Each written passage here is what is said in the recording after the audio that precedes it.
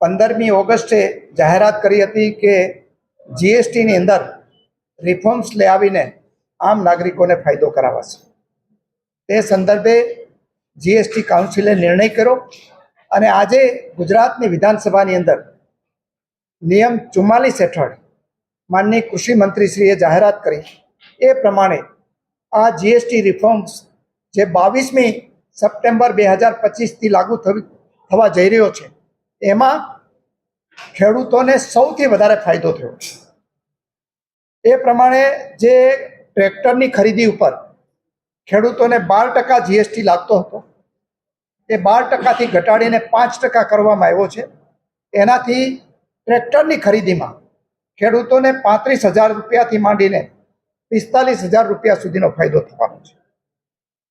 એ સિવાય ટ્રેક્ટરના જે ટાયરો હતા એ ટાયરો 18%ની એના ઉપર ડ્યુટી લાગતી હતી, જીએસટી લાગતો હતો, એ 18%થી ઘટાડીને 5% કરવામાં આવેલું છે. ખેતીના જે યાંત્રિક ઓજારો છે તમામ પ્રકારના એના ઉપર 12% જીએસટી હતો, એ ઘટાડીને 5% કરવામાં આવ્યો છે. એ ઉપરાંત જે ડ્રીપ ઇરિગેશન, સ્પ્રિંકલર સહિત સોલાર પંપ સહિતની જે સિસ્ટમ છે એમાં 12% જીએસટી હતો, એ ઘટાડીને 5% થયો છે.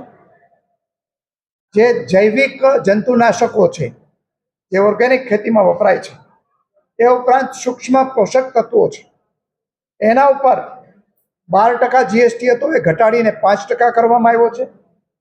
અને રાસાયણિક ખાતરો બનાવવા માટે જે જરૂરી એમોનિયા અને સલ્ફ્યુરિક એસિડ છે એ 18% હતો, એનાથી ઘટાડીને 5% કરવામાં આવ્યો છે. એટલે મોટે ભાગે જે ખેડૂતો જે ઇનપુટ વાપરતા હતા અથવા ઓજારો કે સાધનો ખરીદતા હતા એમાં 18% અને 12% ડ્યુટી હતી, એ ઘટાડીને તમામમાં 5% આ જીએસટી કરવામાં આવ્યો છે. એને કારણે ખેડૂતોને ખૂબ મોટો ફાયદો થવાનો છે. આ માટે હું માનનીય પ્રધાનમંત્રીશ્રીનો અને ગુજરાતના મુખ્યમંત્રી માનનીય ભૂપેન્દ્રભાઈ પટેલનો આભાર માનું છું.